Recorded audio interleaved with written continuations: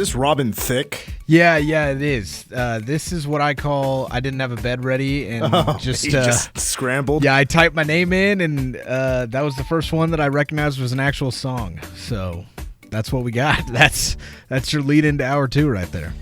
I barely noticed. That wasn't the worst scramble.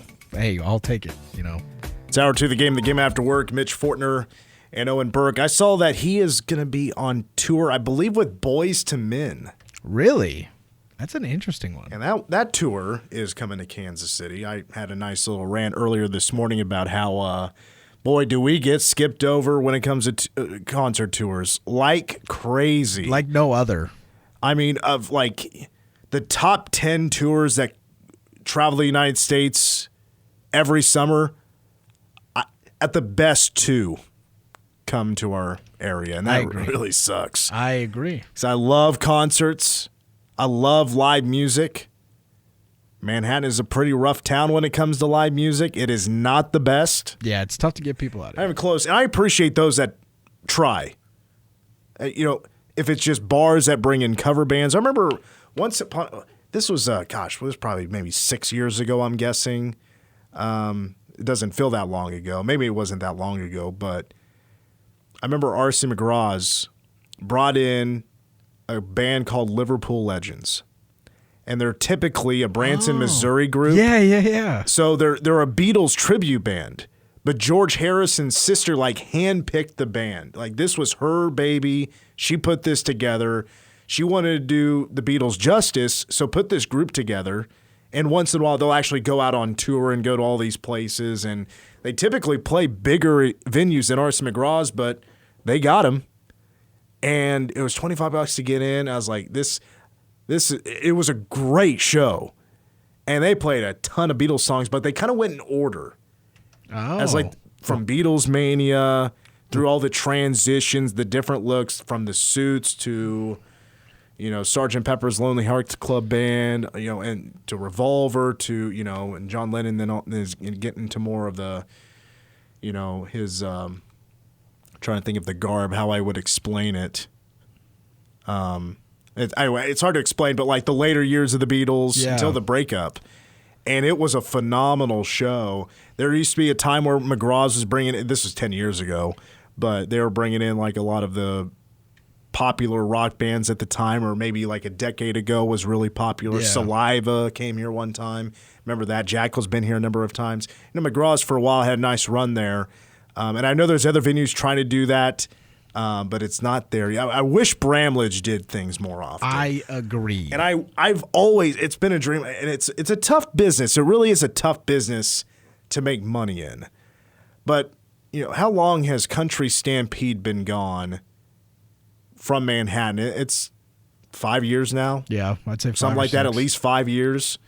And we haven't had anything close to replacing that, And I know it's not K-State's job to do something like that, but, that was by far the spectacle when it comes to live music of Manhattan, Kansas. Yeah, there's a very large opening now. It's just going to take somebody that's going to come in and try to put something together, and hopefully it's sooner rather than later. Well, I just wish it was just more than every 4 years. That too. That K-State had something. Yeah.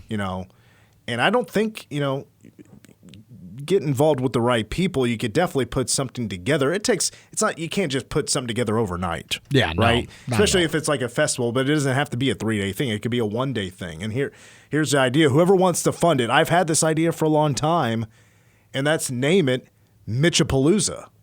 Oh, yeah. Annual event. It could be a 1-day thing. It could be a concert that attracts all audiences. I've had this idea for a while on how to build it and what kind of groups to bring in and make it fun. Have enough bands there, artists that people would recognize, but also something that doesn't break the bank. Makes it profitable. Fill up those hotels for a weekend. Yeah, it's just like a full day of just wrestlers theme songs, cover artists of wrestlers theme songs. That's what we're doing. That's definitely how we're leading the show off. Listen, when I work out, that's the sometimes that's the concert. The playlist you're going to? Yeah. What's your interest theme? We're having Mitchapalooza, 1-day festival. It's 4, 5, 6 hours long. What music am I walking out here to? comes the man of the hour. It's what do you got? I mean, Give me some first thoughts at least. Oh, I don't know. The contenders. Little Miss Can't Be Wrong by Spin Doctors. Okay. Hold My Hand, Hootie and the Blowfish. Okay. Sailing, Christopher Cross. There's options. Yeah, you got some options there. I like that. Breakfast at Tiffany's, Deep Blue Something. Thinking maybe some Gin Blonde. I'm throwing out a lot of 90s. Christopher Cross is not 90s, but Getting them in there. That's a tough question to just try to answer. maybe on some the In spot. Vogue. Never ever gonna get it. Yeah. Never ever gonna get it. There you go. I like that one. Never gonna get it. Never gonna get it. Boom. Just bursts through the red curtain. Here he is, the man of the hour. So, K-State, if we want to get this ball rolling, I'll help out in any way I can. I know some folks. It's true. I know some folks. You know some folks. I had the in on if we wanted to bring the Rob Zombie Alice Cooper concert tour here. Could have done that. Should have done that. I know a guy. Could have made it happen. I don't know if K-State wants to pay that kind of cash, but we could make it happen. It sounds like you got some phone calls to make after the show today. That's what I'm hearing. I don't know what that would cost. That would be an expensive concert to put on. Yeah, it might be a pretty penny, but I'm sure it would turn out. It'd definitely be over $100,000. You think they can make enough money back on that?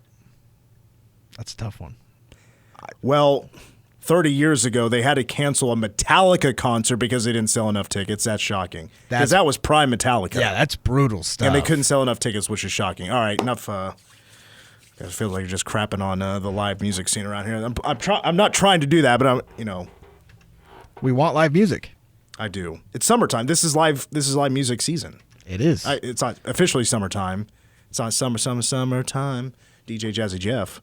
Speaking of that, coming to Kansas City. There you go. All right. Didn't want to kind of get, because we're not going to really have much of a show, if any at all. Tomorrow, Royals play at 3 o'clock. So if we do have a show, it's going to be super short.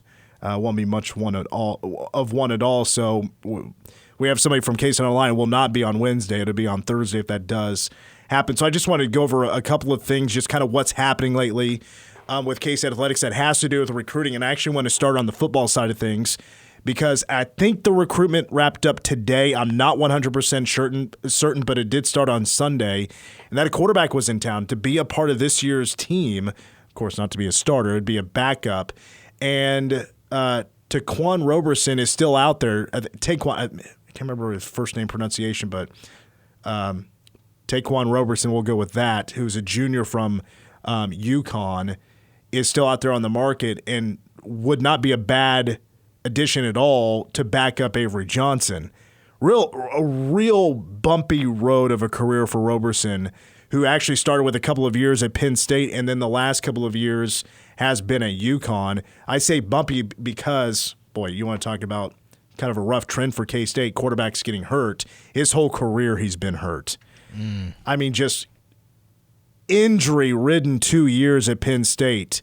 At UConn this past year, and he's been a part of college football now for 5 years. So just this. And he's only played 1 year, really, of college football. That's crazy.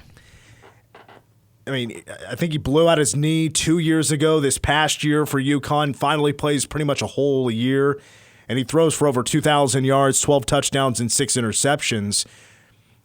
And Power 5 jobs are obviously slim pickings, and to make a big move like this, he wouldn't be picked up really by many teams as a starter.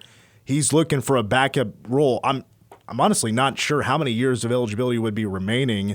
But if I was a guy like Roberson from UConn, who's still out there, has not made a decision, I would use what K-State has as an opportunity to grow if I do have a couple of years of eligibility remaining. I would do 1 year at K-State and then try to move on to play 1 more year, which would be a 7th year of college football, try to go start somewhere and make the best of it. Yeah. Because now with what K-State has, I mean, you're talking about a couple of quarterback gurus, a couple of quarterback whisperers. Chris Kleiman and Matt Wells. Mm-hmm. Avery Johnson is just a gifted stud. And I do want to make this promise to Jacob Knuth because we're boys now. He followed me on Twitter, and that meant the world to me. Oh, it's official. After I put out that list of my top 15 Big 12 quarterbacks. Oh, yeah. Jacob, if Taquan Roberson does join the team, you are not leaving my top 15 list. Okay. I am a Jacob Knuth believer. I was totally in on him coming to K-State when he was first recruited at a high school. Unfortunately, we'll maybe get this story or get an answer from him at some point, but when he visited K-State a few years ago, there was a shooting in Aggieville, and I believe he was staying in a hotel next to Aggieville. Hopefully that didn't scare him off, but he ended up going to Minnesota, but now he's a Cat. Smart guy. If Robertson does come on, and there will be a battle, of course, there would be an opportunity to battle for that second-string position, but if Robertson did give that, Jacob, you're not leaving my list. You're still my guy on that top 15. Certified, brother. But Robertson could definitely learn a lot. Yeah. From one season at K-State, but I'm not exactly sure how many years of eligibility he is at. He's been so banged up, so injured. I'm sure the red shirt's burn up. You know, has a medical red shirt been used once or twice? Quite possibly. Yeah, that's medical do-overs, as I like to call them, because having to sit out multiple years, so that could very well be on the table. When it comes to K-State basketball, still riding high on the Max Jones edition, because what an opportunity it is for him and for K-State to get better. The guard position is just stacked. You have opportunities to move guys around. Not going to go through the whole class, but where is K-State at when it comes to recruiting right now? And it's pretty obvious, and that is to address the 5 position. Can they go out there and get a starter? Nobody did visit this weekend. Very busy weekend for K-State. It was graduation weekend. So not a whole lot of visits happen at that point of the year, at that time of the year. But a couple of things I want to point out. Baba Miller is still out there, the transfer from Florida State. He's still in the NBA draft process. He did not get the invite like Naquan Tomlin, who was, of course, dismissed from K-State this past December and played a semester at Memphis. I think there's no doubt about it. His basketball career is done. He got invited to the NBA draft combine after the G League camp, and so he's there. Arthur Kaluma did not get the invite. Baba Miller did not get the invite. So now, next 2 weeks is a lot of decision time for a lot of people who are in the NBA draft process. They're getting their feedback. Now we're getting to decision time. Who stays in? Who withdraws? Baba Miller's in there. Arthur Kaluma's in there. I don't know where Arthur's feeling right now. Did not have the best, even though his numbers were fine. Did not have the best experience potentially at K-State. His name is in the portal if he does decide to come back to college. I'm sure the coaching staff would love to have him back. Baba Miller is still on the radar. He has not made a decision. This has been kind of a slow process, but he's still going through the NBA process. Not sure where he's leaning on the decision if he does come back to college, of course. Hopefully K-State's still there. I've said this since day one. Since his name was even brought up to be a K-State Wildcat. I would love to have his athleticism at the 5.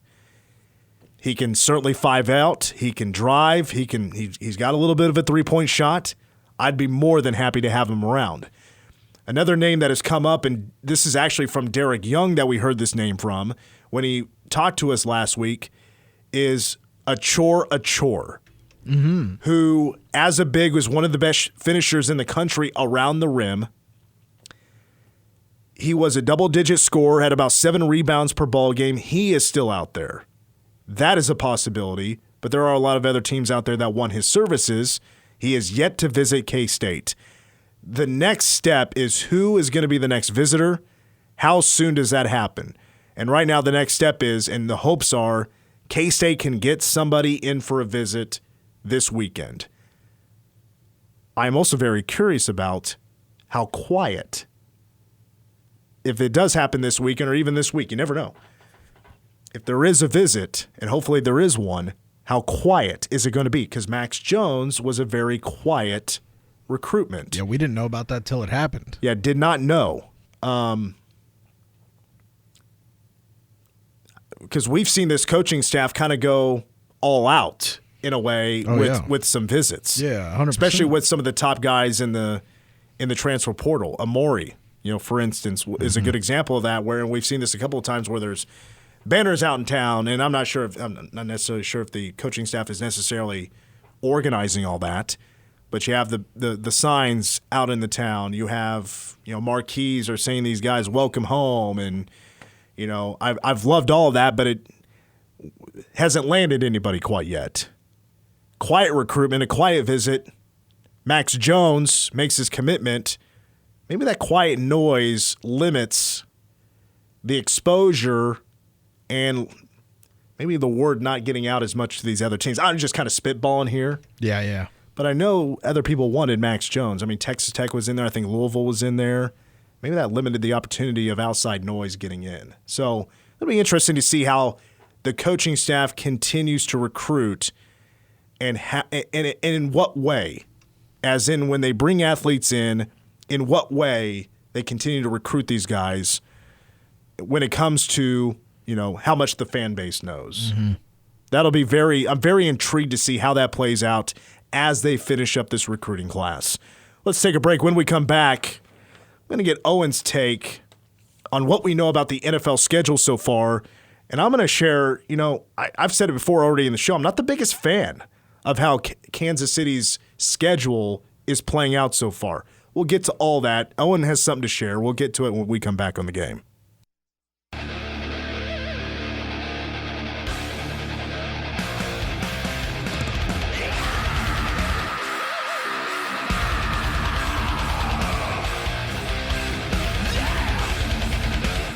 Old school CM Punk. Welcome back to the game. Mitch Fortner, Anno, and Burke. Phone numbers 785-537-1350. Phone lines are open, and stick around for the end of this segment. Again, we'll give away a pair of tickets.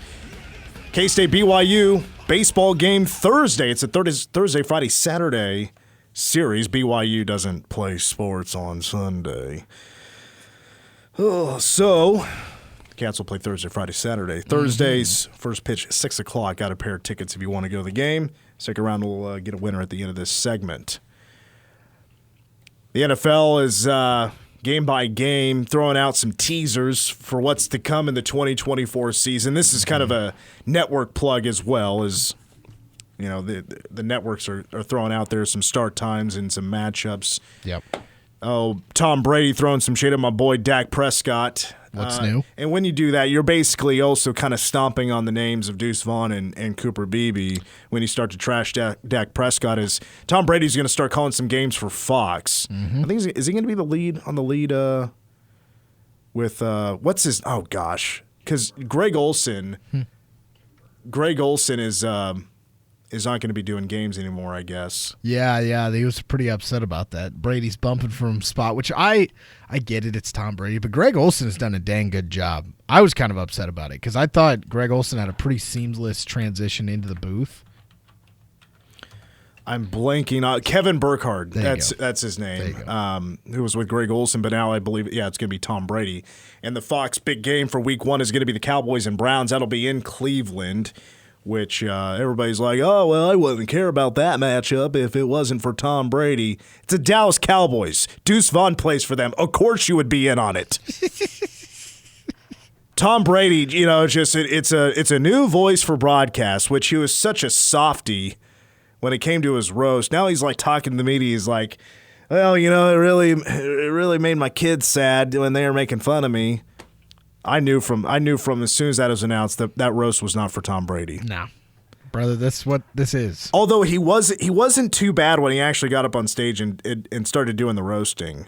Well, when you start making all these rules and then you start making all these rules and then you have a live roast and it's for 3 hours. There's not a whole lot of room for getting all uncomfortable. Yeah, it's 3 hours long. What did you think this was going to be PG and safe, happy rainbows the whole time? People are going to come after you. When he got up there, I loved the Aaron Hernandez. I don't want to spoil the joke, but yeah. I don't know if it's the most K-Man friendly, but it was pretty solid. I love no holds barred comedy. I really do. Roasts are always really fun. They were letting it fly. But he's going to be on that broadcast. It will be interesting to hear what Tom has to say, I guess. How well he does that first game out. He'll be in the spotlight because it is the Cowboys. That helps as well. Yep. But also you're talking about the GOAT when it comes to quarterbacks, and now he's in the booth. Okay, but anyway, what we know about the Chiefs is we actually know their first 2 games. Mm-hmm. They will kick off the whole NFL season. And it's a Thursday nighter on September 5th against your Baltimore Ravens. How do you feel about that? In Arrowhead. It's not my favorite matchup in the world, obviously, but Baltimore has a very difficult schedule this year. I think they're a number 2 behind the Cleveland Browns in strength of schedule as far as games go this year. And honestly, as far as I've talked myself into being okay with it at this point, because obviously no matter how upset I get at it, it's not going to change. But Baltimore played up to their competition more last year than I've ever seen them. During that 6-win stretch, you beat San Francisco, they beat Miami, they beat Jacksonville, they beat the Chargers.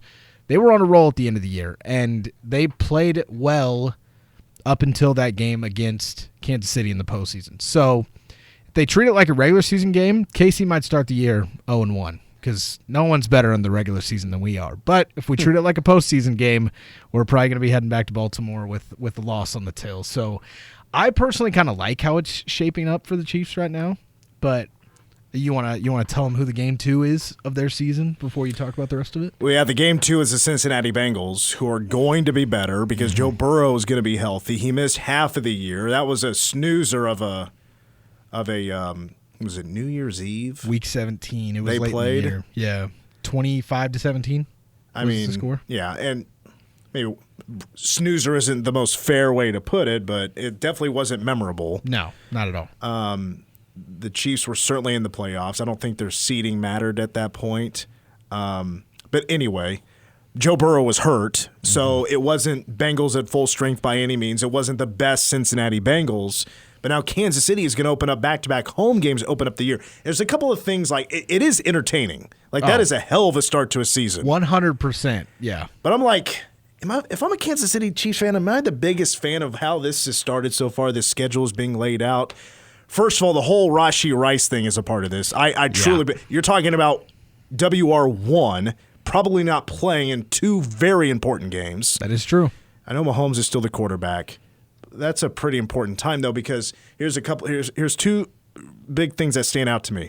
One, this is an 8-9 season for Kansas City, so it's 8 home games and 9 away games. So you play 2 early, very pivotal games early in weeks 1 and 2, and for the rest of the season, it's going to feel like Kansas City never plays at home because they're not going to play at home. 6 home, 9 away. Yeah. For the rest of that regular season, and 2 of your most important games are early on. Rashee Rice is questionable, probably not going to play. And also, I think, you got to talk about tiebreakers when you're talking about these pivotal games. And Mahomes certainly did not play his best football last year. No. I don't think it was his worst football, but it was not his best, no. Well, I know we consider what was around him wasn't the best either, but I also didn't think he performed his absolute best. No. And I think that's more than fair. Yeah, in the last 2 years, they've started slow. You remember 2 years ago was the interception problem. He has a lot of stuff batted up in the air, this, that, and the other, and he had like 10 picks early on. But they ended on and won a Super Bowl that year. Same thing last year. Slow start, lost to the Lions in the opening game. Go on, win a Super Bowl. So the thing that I somewhat enjoy is they're not top 10 in strength of schedule. I want to say they're just above the 500 mark, which I think there's only one other team that's above 500 that's below them. And as far as strength of schedule goes, you're getting 2 pretty hard games out of the way. So as much as you're playing 6 and you got to play 9 away from home, if you could get through there 1-1 through those first 2 weeks, your schedule is going to get significantly easier going on. So yes, it is a very early test, and you got to be ready for those 2 games. But you get to that later part of the season, and when you're rolling on all cylinders, and you're not having to face off against these teams when they may be all cylinders, because Baltimore was firing on all cylinders by week 12 last year. Now there was a couple games early in the year where they didn't have it. So this is, I love it personally because I like teams being battle tested, and that's what both of these teams are going to have to be come week 18 next year, because they're starting off the season with a heavyweight slugfest. When it comes to Cincinnati and firepower, I think they're going to be more ready than Kansas City will be by week 1. You tell me if the Ravens, if you feel like week 1 there shouldn't be a whole lot of growing pains. I think for Kansas City there is going to be some growing pains. Yep. There's got to be a few. And again, it is exciting football weeks 1 and 2, but they're extremely important games. They are very in week important. 1 and week 2 when you think about postseason play.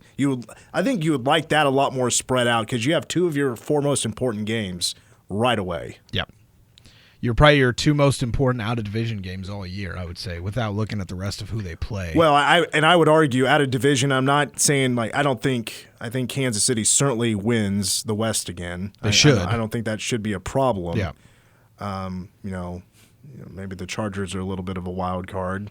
I'm not expecting a whole lot out of Denver and Oakland or Las Vegas. Yeah, all three of those teams are very wild card-ish because the Chargers still have a lot of holes as well. Like, they've got some talent in the receiver room now, but there's definitely still some question marks there. And then the other two spots, you have questions at quarterbacks, and it's always those are the hardest teams to figure out because if Bo Nix plays like a rookie of the year, Broncos might have a decent season next year, but if he comes out and struggles, then they're an afterthought at best. But here's your four most important games outside of the division if you're Kansas City. Ravens, Bengals, week 1 and 2. Texans. Yeah. And then the Buffalo Bills. Mm-hmm. Marquez Valdez-Scantling, by the way, just signed with the Bills. Revenge game. Earlier today. I don't know. And I think that's an away game. But the rest are home. Well, there you go. I mean, that's good. So, and I will say, I feel like once again, I think Kansas City's home away schedule once again is playing in their favor as it, when you're good, that's typically how it's going to play out. Yeah. The home games that you want, you're getting those. Mm-hmm. When you finish at the top of second best in the AFC, you're going to get more of those games. So I think once again, the home away, you do like it if you're Kansas City, but man, just stacking it up like that right out of the gate, you're going to have a rookie wide receiver I still think is going to be really good, but are there going to be a few growing pains? You're not going to have Rashee Rice. I keep going back to Rashee Rice, and I'm sure there's other questions about Kansas City, but that's where I go first because there's just obviously Kansas City's going to have some drama in the beginning of their year. Yeah, and I think a lot of it's going to fall on that defense. Like, all right, well, and they've got some holes to fill up too, right? L'Jarius Sneed leaves in the offseason. I think Trent McDuffie can fill that outside role pretty well, but McDuffie's role in Spagnuolo's defense last year was very crucial to the success they had, that blitzing nickel corner coming from different angles and getting after the quarterback. So if they can fill that spot, that McDuffie's going to leave as he moves to the outside to be their lockdown one. You have a little bit of an opening in the linebacker core. Willie Gay goes to the Saints this offseason. So there's some gaps defensively, but if Spags can put the pressure on Baltimore and Cincinnati, and we don't know what Joe Burrow's hand's going to look like because there's no one super talking about it in the bigger media outlets, but there's a lot of doctors that have been looking at this injury, and it's a very serious hand injury, and usually apparently, according to the Twitter doctors and everything I've seen, and I've tried to do my own research on it, after the ligament injury that he had in his hand, sometimes you only get 60 to 80% of the grip strength back in your hand after that surgery. And if you can't grip a football, it's very hard to get those big explosive over-the-top plays to Jamar Chase. So who knows what Joe Burrow's going to look like? Baltimore is going to be a wild card. They've got a new defensive coordinator. You want to talk about Baltimore starting off the year. You lose Mike McDonald. Zachary Orr steps in as your DC. Here's your limits test. You got to go play the defending Super Bowl champions with or without Rashee Rice. It's Patrick Mahomes. It's going to be a test. So is it the best as far as what you want for your season? Maybe not, but as a fan, I could not be more excited to just kick the season off with about as much fireworks as you possibly could have. So I'm ready to go. I'll tell you that. I'm jazzed. I got goosebumps. You're going to go? I want to. I don't know. I know that opening game is going to be so expensive. Now, Baltimore does play in Dallas this year, so I probably will be going to that game because I'll be living down that area by that time. And I really wanted to go to that KC game. If it wasn't the opening game of the season, I might. I can just imagine how expensive those tickets are going to be. Thursday night, defending Super Bowl champs against a good team, it's not going to be cheap. So we'll see. We're just going to have to see what happens. So I mean, Baltimore totally didn't really show up in that AFC Championship game. Do they show up in Kansas City on September 5th? Lord, I hope so. Lord, I hope so. That's what I got to say. You know, I have a bridge joke. I didn't know when it was appropriate to share that joke. I don't know. It might be too soon. Maybe it's too late, actually. Yeah, that's true. I haven't heard anything about it. Because when we were actually doing live they were doing wall-to-wall coverage of the bridge collapse when that happened in Baltimore. And I was here for that. The first thing I thought of was a joke and about the AFC Championship game. Like, first collapse in the town since the Ravens in the AFC Championship game. Things like that. That would have been a good one. That would have been a good one. I really sat on it, though, and I didn't have the courage to say it at the time. Good on you for not letting it rip early on, but you could have fit that in probably a week afterwards, and it would have got a laugh out of me. I probably forgot about it at that point. Yeah, I don't know how much everybody else would have laughed at it. You would have got one from me. So. Fumbles, you know what I mean? Well, they actually, I think they imploded. Like, yeah, they blew up, like demoed some of that bridge. The rest of the bridge? I think it was yesterday. Wow. Fumbled was a good one. You slipped that one in there. That one hurt. I'm just talking about the Chargers. A couple times couldn't hold on to the football. Yeah. Plus those turnovers. Yeah, Flowers lost one on the goal line, so that's why it stung me there. So let's take a timeout. We'll continue on with hour 2 of the game. Ask Us Anything still coming up. Sticking around. You're listening to The Game.